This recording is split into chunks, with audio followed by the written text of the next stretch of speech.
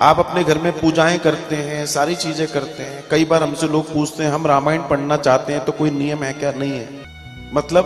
मतलब अगर आप अनुष्ठान के रूप में कोई मनोकामना, कोई विशेष कार्य के लिए कोई कार्य कर रहे हैं तो आपको नियम और धर्म बहुत सारी चीजें करनी पड़ेंगी। और सामान्य ज्ञान के लिए पढ़ रहे हैं तो कोई नियम नहीं है। सूतक पातक शुद्धि अशुद्धि का ध्यान कीजिए और पढ़िए, कौन ने रोक लिया?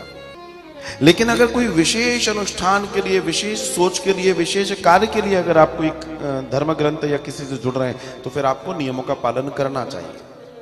नियम, शुरू में भी मैंने कहा, नियम आपके परिणाम को इतने गुना ज्यादा बढ़ा सकते हैं। मतलब जो 100, 200, 500 सालों में मिलने वाला है, अगर आपने नियम से किया, हो सकता है वो 10 साल में मिल जाए। नियम में इतनी ताकत है, इतनी ज्यादा ताकत है। अब तो समय बदल गया है, चीजें बदल गई हैं। वरना पहले श्रीमद् भागवत कथा श्रवण करने वाले परीक्षित जो होते थे, उनके लिए भी कठिन नियम बने हुए थे। आज भी है, पालन करें नहीं करें। सबसे पहला धर्म था कि वो भूमि पे सोएगा। सबसे पहला जो धर्म था वो भूमि में सोएगा।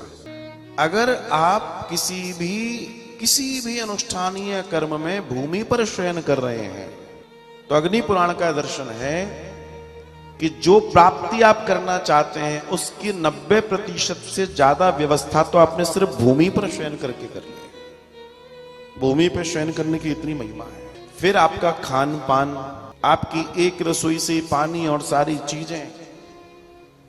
ऐसा नहीं कि पता पड़ा हम यजमान भी हैं और बाहर जा रहे हैं, यहां से ये खा लिया, वहां से वो पी लिया। इतनी शुद्धि और शुचिता का ध्यान रखा जाता था।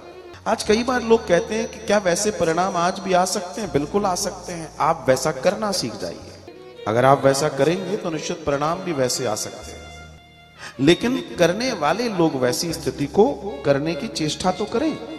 हम चाहते हैं बेहतर परिणाम, लेकिन उसके लिए कर्म कैसा कर रहे हैं वो महत्वपूर्ण है।